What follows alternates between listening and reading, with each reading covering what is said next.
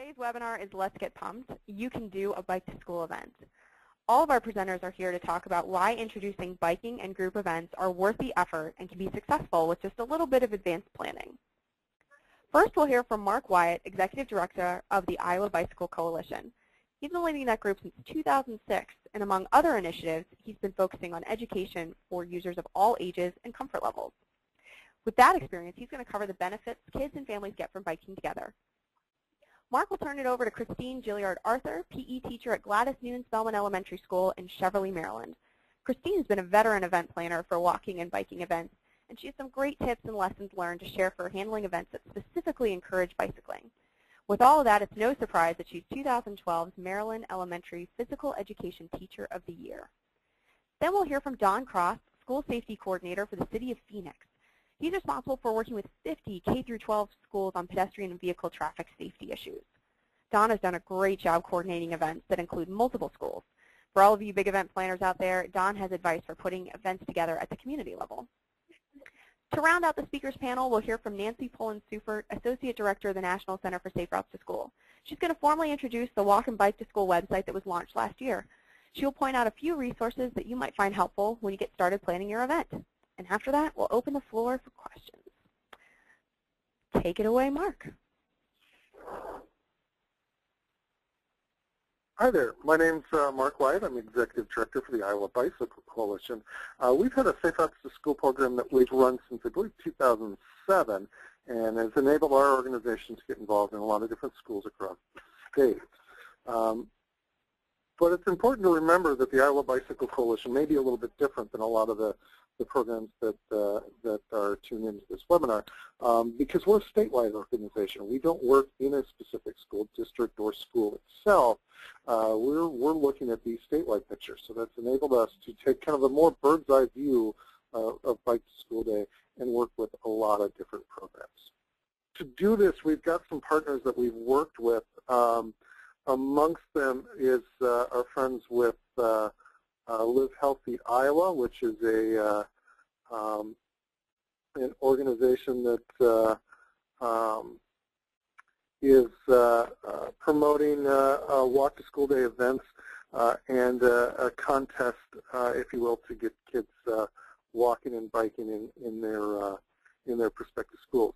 A second group that we're working with is the Healthiest State Initiative, and this is a initiative sponsored by our state's governor to try to raise Iowa in the healthiest state polls and try to raise the wellness of our communities.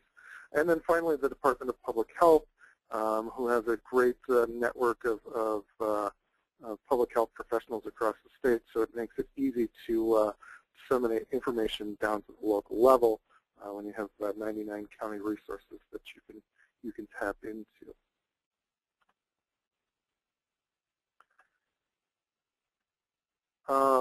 We've always celebrated Bike to Work Week, and we've tried to include, in the past at least, a Bike to Work or a Bike to School Day, but it really hasn't fit well. It's difficult to make that transition between schools and bike commuting for adults. So we really was excited to see that Bike to School Day kind of had its own day that we could focus our Safe Routes to School program's energies onto. We also had to do a little bit of consideration of ages for bicyclists and how safe it is for younger children. And this has been a community-by-community basis. I know in some of Iowa's smaller and more rural communities that don't have a lot of traffic volume that we have to worry about, younger children are routinely able to bicycle without much difficulty or hazard or safety issues.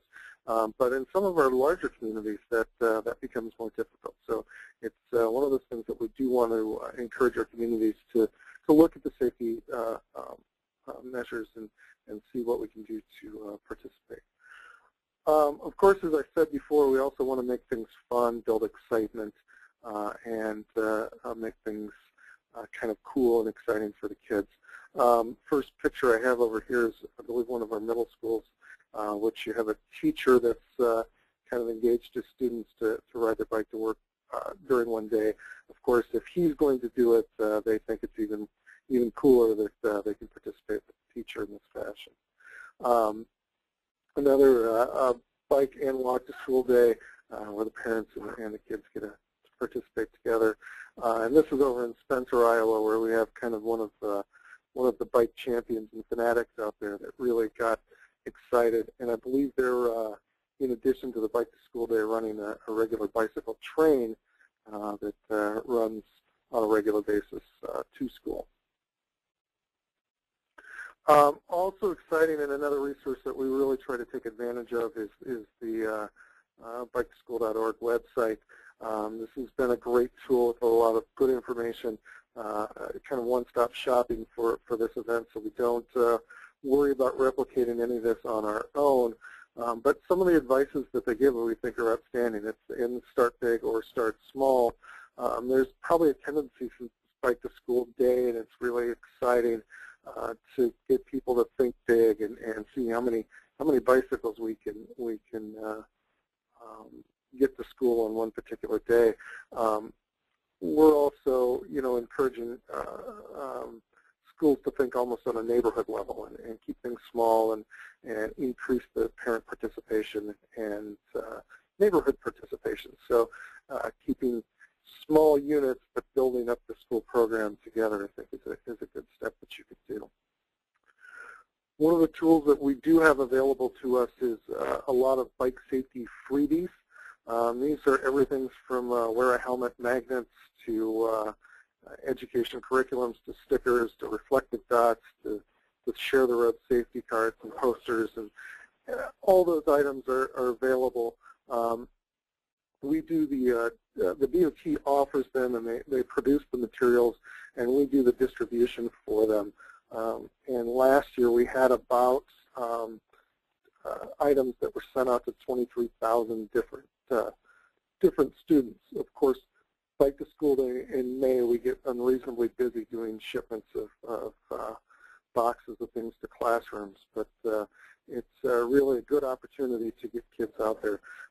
It's amazing also what kids will do for stickers, and then that produces a good opportunity for individual schools to create a measuring stick for how much participation that we had. We had a school in Ankeny, and this is a walk to school day event, but we brought 200 stickers, 400 kids in the school. We knew half were bused, and then we ran out of stickers. We had to resort to high fives, but it gave us an idea that over 200 students participated in that course. So more than the ones that would actually have walked. Some of the students that bust would go to their friend's house and then walk the rest of the way. So anyhow, but a good measuring stick on the stickers to know how many students are participating. Probably more important than a walk to school day event, but bike to school day, you really need to consider the bike routes that are available for students to participate in. So this probably brings in a little bit more of the walking school bus element, where you need to do some advanced planning of what's going to be available for students to use. You also have the ability to do some for one-day events, some street closures that may help facilitate additional students that are going to be participating. It's a really good way to get the community involved, especially if you can facilitate that opportunity. But bike routes and doing some mapping of what the routes will be on a neighborhood level, and then facilitating street closures might really make your events successful. And then another thing that, as an advocate, that we kind of have to judge on how much we advocate on is sidewalk bicycling. We know, at least in Iowa, that sidewalk bicycling can be particularly crash-prone because of driveways and intersections and turning issues.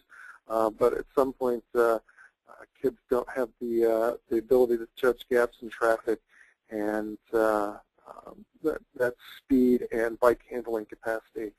You may need to facilitate sidewalk bicycling as long as it makes it safe for the kids and the pedestrians. I think that's the big key, is that what we can do to make it safe. Also, bikes on campus policies probably need to be examined in any bike to school day environment. Some schools, at least some of the schools that we work in, don't allow bikes to be ridden on campus. They need to go to the edge of the property line just because there's such a heavy pedestrian area that it just doesn't mix well with having kids on bikes, especially kids that may not have the best handling skills to be able to get through heavy pedestrian traffic areas. So examining what those policies are and potentially allowing kids to, making sure that the kids know what the policies are in advance of your bike to school day would be important. Bike parking is also going to be an issue, having that end of trip destination facilities, so you don't end up with just a big pile of bicycles. This is one of our elementary schools in Iowa City, and they have used their tree, commandeered their tree for helmet storage also. But their bike parking isn't the utmost, and then when we have a big event, then it really taxes out their bike parking system. Similar, this is Gardner Elementary in North Liberty, Iowa, where when they do their bike and walk events, their bike racks become fairly inundated. But they try to use the fencing in the playground area just as much as they can to handle the overflow for bikes. Security isn't typically an issue in these communities, but it's more of an organization issue that we run into as a problem. And then finally, communication is one of those opportunities. This is at St. Cecilia's, which is a Catholic school in Ames, Iowa. They have a father who picks the children up, and this is just the point that I'm trying to make, is try to communicate what bike to school day is and what isn't and what is safe. So as much as you can do to kind of open the door and communication with the parents, I think is a good step. So this is just my final slide, and hoping that your bike to school day is a big success, and I look forward to any questions that you have at the end of our webinar, and look forward to hearing what the other presenters have to say. So I'm going to turn this over to Christine and Katie to switch it over.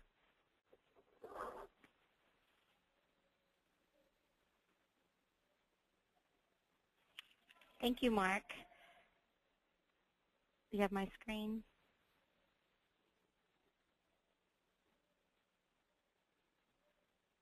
Yep, Christine, go ahead and launch in the slide view. You're ready to go.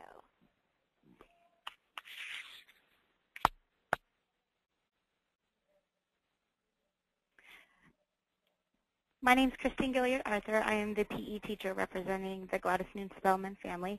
We appreciate the opportunity to share our best practices with you all with our successful Bike to School days. We are located in Cheverly, Maryland. Gladys Noon Spellman is a student population of 564 students. We house kindergarten through 6th grade. We are a Title I school that has a farm rate of 86%. That's free or reduced meals. 90% of our student population is able to walk or ride their bikes to school. We're also a nationally recognized Healthy Schools program through the Alliance for Healthier Generation. We're currently on bronze status for the 2010 and 2012. We are also a Maryland State Department of Education physical education demonstration school. That there's only 11 in the state of Maryland, and we are the first and only in Prince George County Public Schools. This is my principal, Miss Holliday, riding her bike to school. Why does Gladys Noon Spellman support Bike to School Day? Well, our major initiative is Healthy Schools program through the Alliance for Healthier Generation. So it helps increase physical activity. It also teaches safe bicycling and pedestrian skills to children. It reduces the traffic congestion, and it allows us to have good quality family time together. Not just family time with peers, but teachers and staff and community members. It also gives them awareness for the concern for their environment, and it's fun. And it is, for Gladys Noon Spellman, it's a biannual event. We do one in October and one in May, and we are in year 4, going into year 5.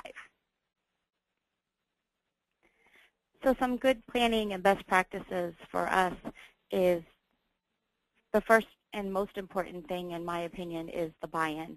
We need to have buy-in from administration, Students, parents, community members, stakeholders such as the mayor, the local government, state government, police, AAA, Safe Routes to School, whatever way that we can get in. And this is my principal, Susan Holliday. This is Mayor Mike, the mayor of Cheverly.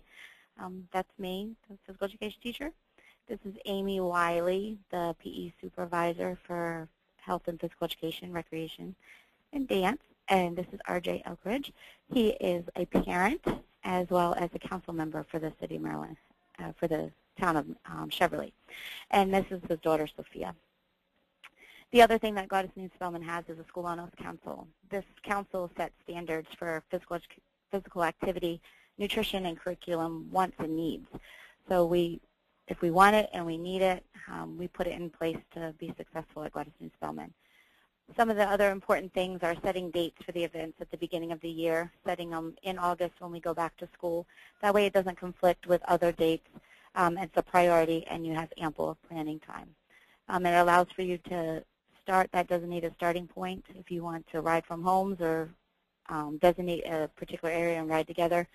It also gives you time to think about targeting the whole total student population and community members to participate. So Bike to School Day is for everybody at Gladys Noon Spellman Elementary School. We foster a lifelong appreciation for walking and biking. It allows for students to develop important skills that includes all students, as well as their parents, grandparents, aunties, uncles, cousins of a cousin. We also have a pedestrian bike safety unit in PE. The curriculum is a 2-week curriculum in May. This encompasses all safety lessons for the whole student population. Students learn how to ride if they don't know how to ride, and also helps build motivation so they continue to learn how. We encourage the daily walking and biking piece throughout the whole entire school year. We have implemented walking school buses or bike trains, which are what we call WOW Wednesdays, and that's Walk on Wednesday.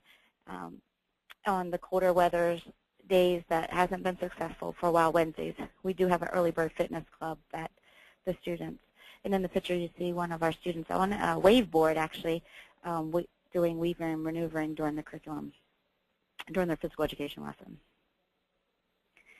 Gladys Noon Spellman Bike to School Day has designated starting points. We do meet at a central location in Legion Park in the middle of the town.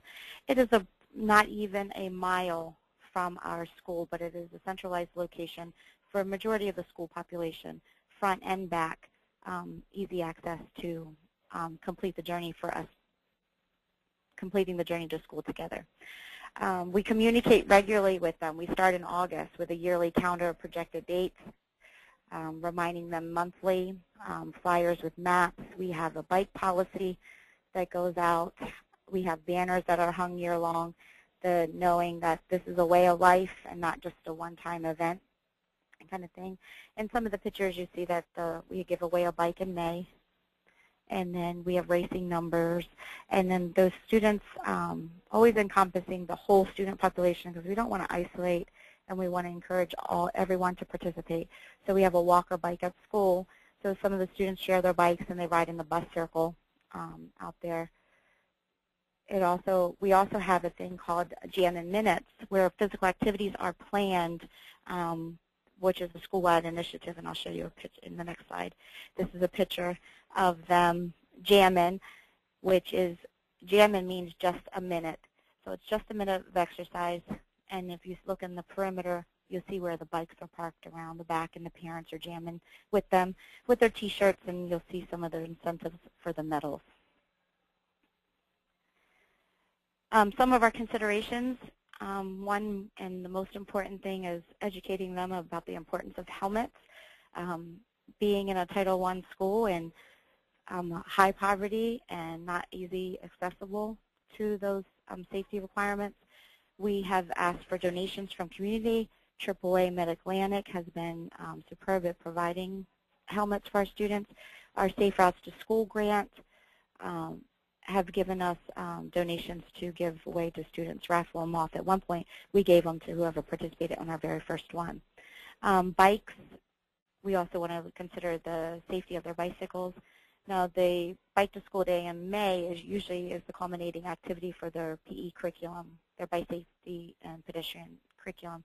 So they've learned ABC Quick Spin Check, but we do initiate and have them quickly go through the ABC Quick Spin Check so they can know how to check their bike and make sure that it's safe for riding.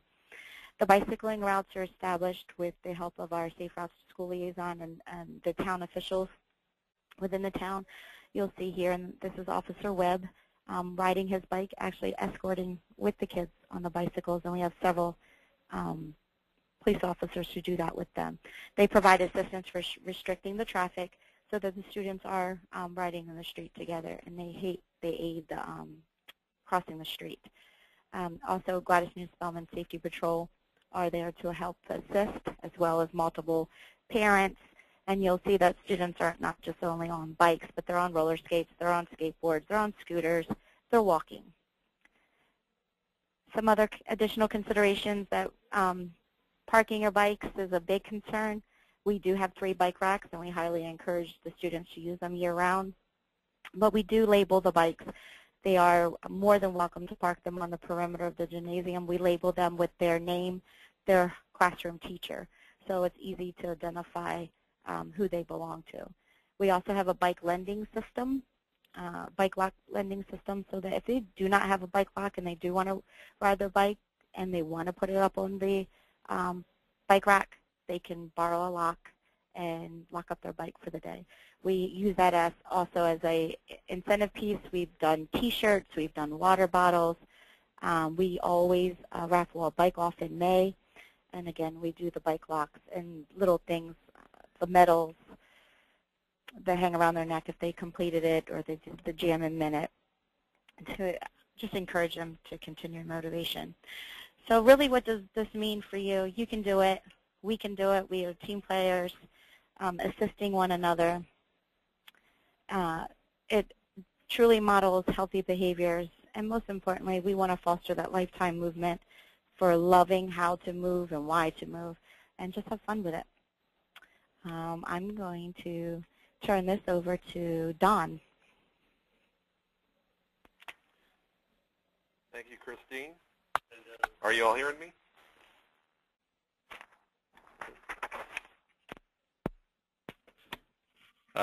Thank you, Christine.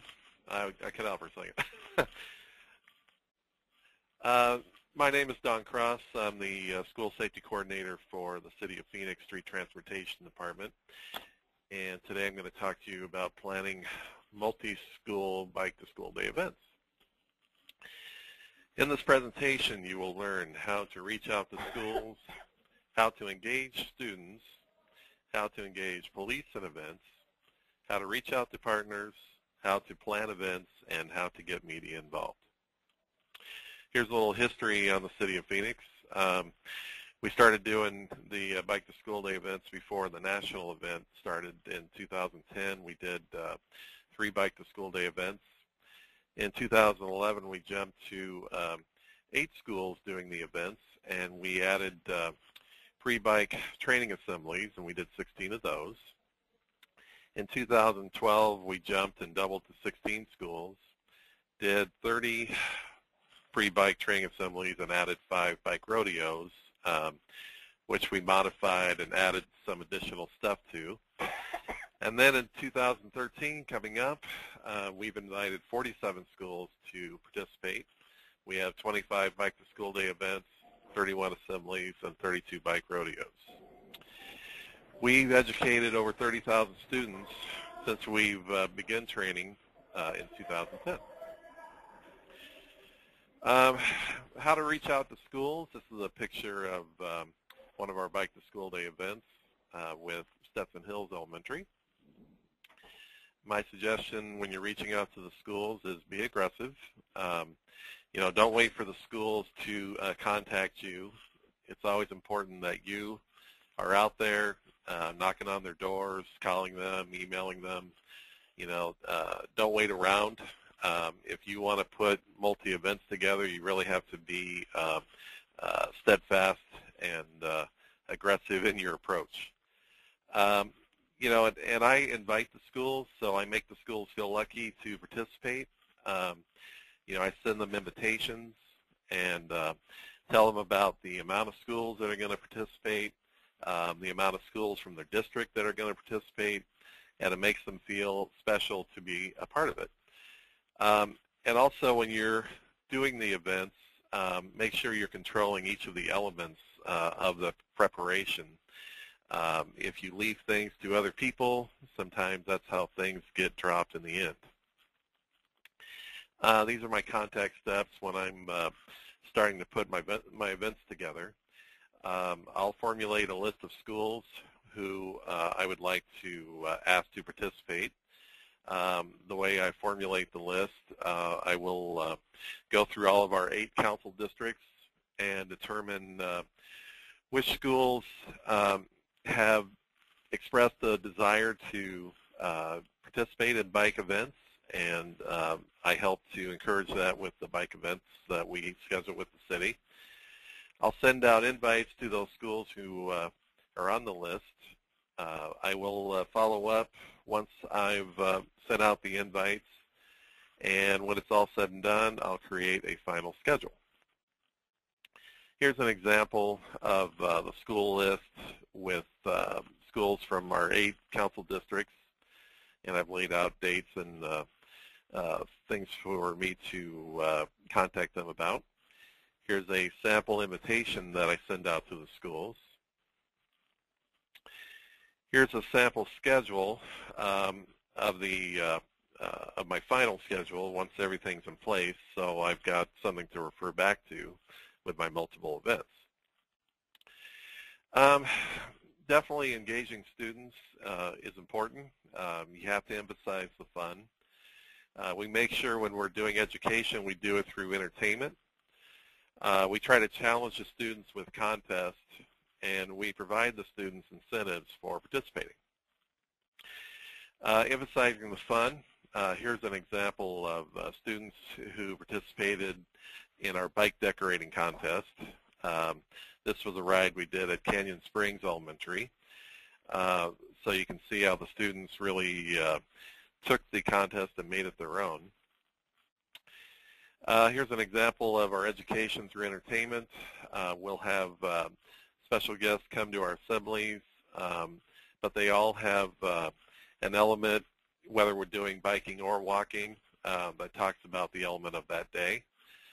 Here in the picture you see Ronald McDonald with McGruff the crime dog.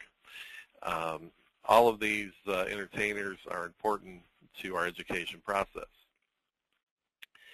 Here's some examples of assembly presentation topics. We cover certainly looking left, right, left, writing on the right, using crosswalks, how stranger danger is out there, how important it is to have proper nutrition and hydration. That's something a lot of people forget, and especially in our climate out in Phoenix, it's very important that folks stay hydrated. Bike helmets, of course. How to use proper hand signals when you're riding bikes. How students, when they're riding bikes, should be following the posted signs, and that they're actually vehicles on the roadway like other cars. And also educating their parents about these topics. Here's an example of some incentives we provide, T-shirts, helmets, water bottles, backpacks, things like that. It really gets the students motivated to participate. How to engage police. Police are very important to the events. They help not only with crowd control during the bike events, but they also participate in the education assemblies as well. Getting police involved, they go back to being aggressive. If you're going to just call them and email them, a lot of times they're too busy to get back with you. So it's very important that you go and visit them at their precincts. I have scheduled meetings with each of our 8 police precincts. Every year when I do the events, I sit down with them and we go over the events that are going to be happening in their precincts areas and go over the routes and determine if things need to be tweaked or changed or how many police are needed for each of the events. When I say be prepared, You yourself need to be prepared when you go to visit them. They will respond to you if you have a plan of action. If you aren't prepared and ready to go, they're less likely to want to get involved. And also, when you're at the events, it's important to provide direction to police. They're willing to do anything you ask them to do as far as safety and protection, but you have to be the one that gives them the final directions on the routes, where they should be stationed, and other things that are helpful to the event. Engaging partners is important. We have a lot of partners that work with us, and when we sit down with them, we sell our program first to the partners and tell them the importance and things that we're doing.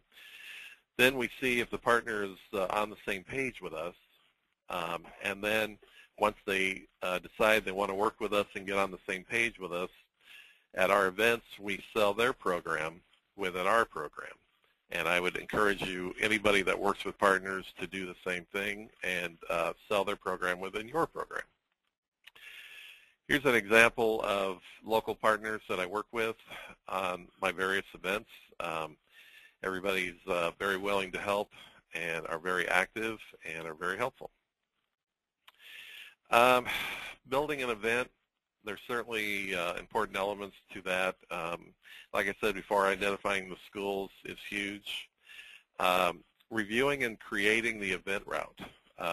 Mark talked a little bit about that at the beginning of the presentation, and I certainly agree. We're having a little technical issue here.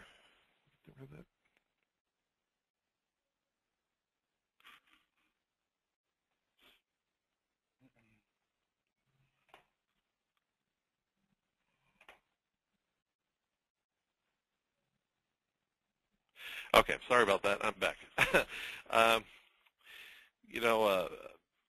Creating the event routes is important because when you are laying out a route, it's important that the school and the police and everybody is on board with what you've created. Coordinating the scheduled dates with schools, it's real easy when you're doing multi-events to all of a sudden step on an event you've already set up. Or a school will come back and say, I don't know if that date's going to work. Maybe I should try this other date. So it's very important that you're on top of your schedule so you don't have any of those conflicts. And like I talked about with police, it's certainly important to arrange the events with them and how much coverage is needed at each of the events. Organizing the events with your training partners. We have partners that help us not only in our Bike to School Day event itself, but also the assemblies, and we have meetings to go over things before that. And when we bring in entertainers, it's important that not only are they on board with your event, but also what you expect them to do at the events. And the last thing I always do is end up having meetings with my staff to talk about the events that are coming up and where we need the most help. Here's an example of an event flyer that we send out to the schools.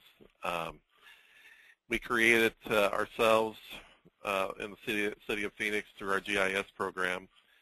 The flyers are usually in English and Spanish, and the flyers are nice to give to the schools, so it allows them to better advertise the events.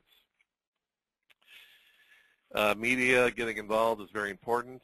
This is me meeting with Channel 15, ABC, at one of my events. How you do that, when you're a jurisdiction, like I am with the City of Phoenix, we have PIOs, our public information officers that we work with to start getting the word out about the events. They're very helpful folks. If you are on the outside and you would like to work with your city jurisdiction, the PIO may be the first person you call, and they'll get you in touch with the proper department to work with. Sending invitations to public figures and government representatives. I do that similar to how I invite my schools. I seek out folks who have a vested interest in whatever area I'm doing events in and target those folks. And a lot of times they respond and want to participate. Working with your Safe Routes to School coordinator from the state is a good idea. A lot of times they have a lot of good information and a lot of other contacts on the national level that maybe you hadn't thought of. And then if you have a local COG or MPO that works with the counties, that's another group that you certainly can work with, and they have additional contacts as well. Here's some tips and advice from the events I've done and things that I push myself to do each year. I come up with a list of things that I would do better and add more to my events. I always look to add more themed events, and I would suggest you guys do that as well. Students really respond to crazy hair, crazy t-shirt, hat day kind of events. It makes it a lot more fun for them to be involved. Always looking for more incentives. If there's more nonprofits or grant opportunities that you can find in your community, certainly look for those because the more incentives you have to provide, the more folks want to be involved. Do more with education. I've put together a lesson curriculum for bike safety that I've been taking to the classrooms. I suggest anything you can do in the classrooms to further engage students is a great idea. Work more with the schools to find champions, either with parent volunteers or with school staff themselves. And if there is interest from school champions, it certainly behooves you to offer training sessions with those parents and school staff. And do what you can to reach out to parents. I coordinate safety night events at schools where I talk with the parents and go over the different events that I do and get them to understand what their students are learning and to get them more involved. Here's lessons I've learned from my events. Controlling the age of riders is huge.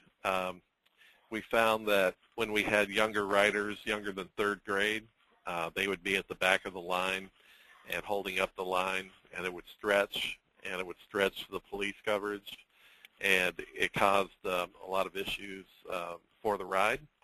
So definitely important to keep the grade levels at 3rd grade and above. Have enough police at your ride events. Crowd control is essential. If you have an event where you've got a couple hundred folks and 1 policeman, a lot of times that won't work. Certainly have a strong rider at the front of the line. They can provide that experience if they've ridden in other rides. I wouldn't trust that role to a kid if possible. Try to have an adult be in that lead role. They also are a big asset to police when they're doing the actual events and having security and safety. Think big picture when you're planning events. When you are organizing an event, certainly multi-events, it's important to think about all of the elements that are involved with that and try to go through every step and what could go right and what could go wrong. If you've forgotten any details, they become one of these lessons learned. Record the events with photos and video if possible. It's great memories to look back at. They offer great lessons learned. And it's something where you can look at an event and go, well, I would do this or that, or, it helps you understand what you did at that moment and if there was anything you would like to change. And that's it for me. Am I handing it back to Katie or Nancy?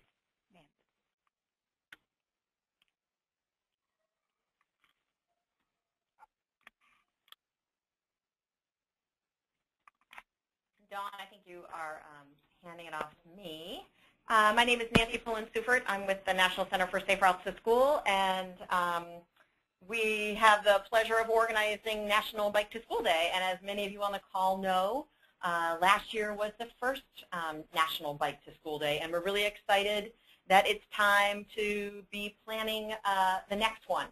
And I wanted to give you just a few quick ideas of the kinds of things that you can find on our website. So I just have 4 things that I want to tell you about.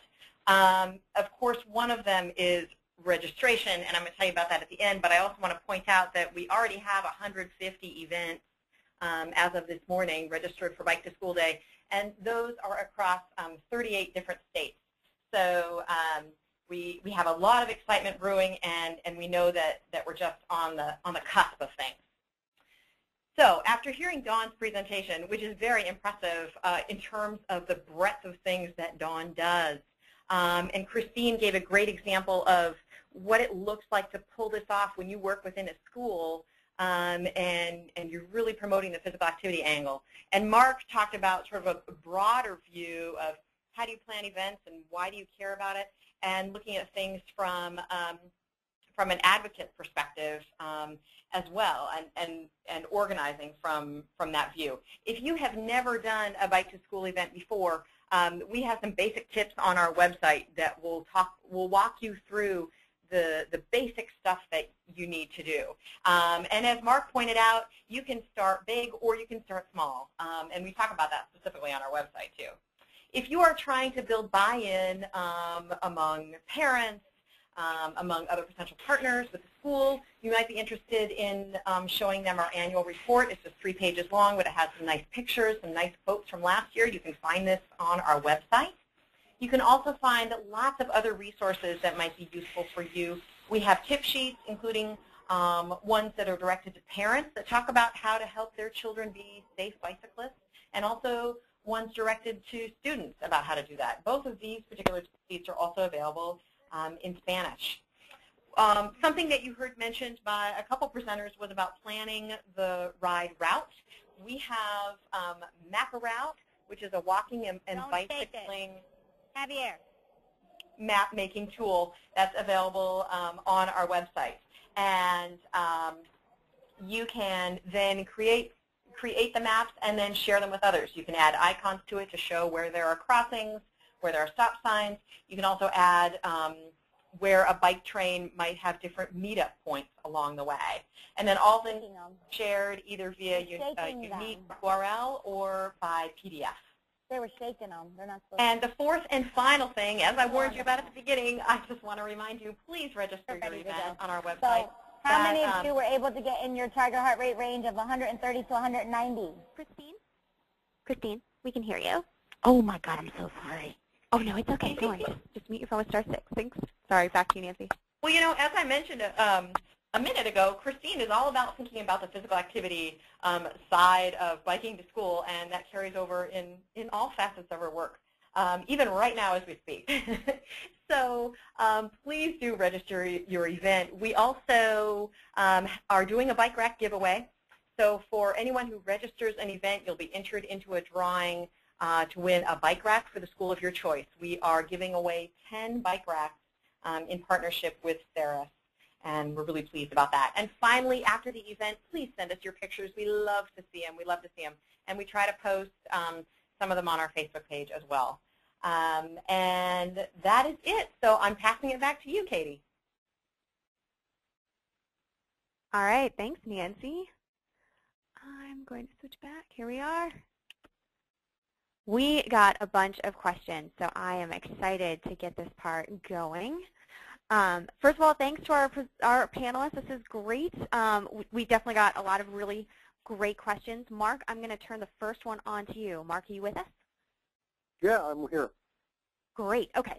So we have, I think we have someone representing from Iowa today. They're asking if, for your freebies, is that through the state DOT that you get them? Yeah, you can actually go to our Iowa DOT website and go to their bike ped page, and they'll have a link for the free items. Wonderful. That's great to know. Christine, we've got next for you. Are you back with us? I thought I was on mute. I apologize. No, don't worry about it. That's fine. We're just glad we didn't lose you. So I have a handful of questions for you, and I bet that they're going to be similar for Don and Mark too, because I know you organize events. We'll start with Christine. How do you take on the liability issue? That specifically someone said, what if someone gets injured along the way? Do you deal with waivers or permission slips? What's your take on liability? Do you address it? It's a before-school activity, and we encourage parent participation, and majority of our parents do participate. We do not do a permission slip. We have a biking, walking policy. Their parents bring them, and they're there. So we haven't had, knock on wood, luckily we haven't had any issues. We've had a couple of spills, but we wash them up, clean them up, and they go on their way. Mark, Don, have you guys had to deal with the liability issue? Oh, Don. Yeah, I've had that question come up from time to time. We tend to find that the schools who have the most concerns about that will do permission slips. So that way, if their student wants to participate, it kind of clears the school of that liability, and it certainly helps the jurisdiction with that liability as well. Don, I want to hold you while you got you. I'm sure people will ask if they can see a copy of that permission slip. Is that possible? It's not something that I generate. Okay. So it's something that the schools themselves generate. So I rarely see it. It basically goes from the school administration over to the students themselves. So I'm not even involved in that process. Cause, that's neat. Yeah, so it's not even something that I handle. Well, and the reason I asked is because they're also asking if they could somehow get a copy of your invitation letter that you send out to schools and to your partners. Sure. And if you have a handy copy of that checklist, that would be great too. Okay. You bet. All right, we'll find a way to get that out. Okay. All right. Christine, I got another question for you. Yes, ma'am. You say in your presentation that 90% of students that attend Gladys Noon Spellman Elementary School can walk or bike to school. Does that mean that they're physically able to, as in they don't have any handicaps preventing them, or is it because they live close by? What did you mean by that? 90% of them have the ability to, they live close enough to school to walk or bike. So we don't have any physical disabilities that would prevent anyone from that. That's good. That's helpful to know. And another question for you, Christine. The curriculum that you use when you do your review of safety stuff, is that available online for free? What do you use? I use the Washington Area Bicycle Association, WABA. They have a statewide pedestrian bicycle safety curriculum. Okay. And it looks like WABA.org. WABA.org. Great. Don, I've got another question for you. What is the annual budget? Okay, this is a three-pronged question. They want to know what the annual budget is for your program just to put on bike and walk to school events. Where do you get your funding, and how many staff are helping you out pull all those off? Well, as far as the funding part, we have no additional funding other than my salary that funds the events. Everything else we get as far as incentives are items we get from either our partners or from other local jurisdictions. So the cost of it is relatively low. The second part of that question was what? Oh, sure. How many staff are helping you? Oh, staff? You know, usually I have a staff of about 4 that help me at the events themselves. But as far as coordination and everything else, I do all that myself. This question is for Mark. Mark, what do you recommend as the maximum distance that you would recommend for bike trains, specifically in grades 6 through 8? We've had a couple of different ways that we looked at this. We ran into a school situation on a walking school bus issue, but they were also biking, and it was in an area where they had started hazard busing. We made some changes to the environment adult supervision and added some time to the walk signals. But in the long and short of it, it's one of the things that we decided to, is our policy. If there's hazard busing that exists in a particular area, we're probably not going to do a program in that area as far as an organized program. However, I think you can easily get a mile or two in biking before school and not have much time involved, even at the slow pace that kids might move. So that might be one of the things. Also, to bounce off your question earlier, we have our website, iowasaferoutes.org, and it has our activity and bike ped activity guide, activity and encouragement guide. And you can actually download permission slips and parental notifications and things like that. We've got it on there so people can copy and paste it and use it. Thanks, Mark. That's great information. Sure. All right. And I think we've got time for one more question. Christine, I'm going to give this one to you. When you say that 90% of your kids are able to walk or bike to school, what do you do with that 10% that have to be bused or driven? How do you keep them involved with the day of your event? We actually have the bike at school or walk at school. So what we do is the bus circle is open. Usually we have the Wobble bike trailer, so we have additional bikes that are available for students who are bus riders who do want to get on the bike and they go around the bus circle. And we also do the Jam in Minute where I showed you where the students are doing the school-wide just a minute of exercise, so it's a planned routine. The particular one I showed you in the slide was the Just Move by Beyonce from the letsmove.gov from Michelle Obama, First Lady. So there's always something that encompasses all those students to give them an opportunity, whether it was to use the bike, to ride in the bus circle, to walk, or to participate in the Jam in Minute. Great. Well, I want to thank everybody for coming and thank all of our panelists. You guys have had great input and pointing to a number of real resources that people can use that are available for free and online. We'll figure out a way to get those into everybody because I know those are some really important questions.